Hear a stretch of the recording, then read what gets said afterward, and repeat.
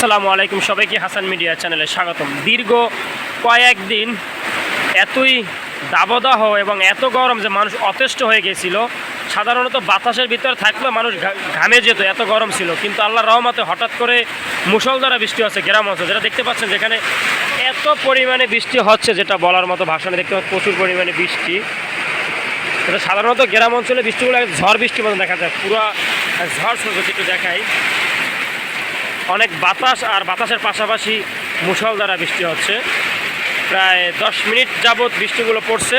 আমরা একটু দেখবো যে আসলে এই বৃষ্টিতে কতটা স্বস্তি এবং কতটা উপকার, সেটা আসলে বলার মতন ভাষাই নেই। কারণ আল্লাহর রহমতের এই বৃষ্টিগুলো সাধারণত মানুষের অনেক কাজে লাগে। অনেক, যেমন গাছপালার প্রয়োজন, মানুষের প্রয়োজন, বিভিন্ন শস্য শ্যামলের জন্য প্রয়োজন, মানুষের স্বস্তির জন্য প্রয়োজন, নিয়ামতের জন্য প্রয়োজন। বিভিন্ন কারণে এই বৃষ্টিটা প্রয়োজন ছিল। আল্লাহর রহমতে আবার নামছে মুষলধারা বৃষ্টি।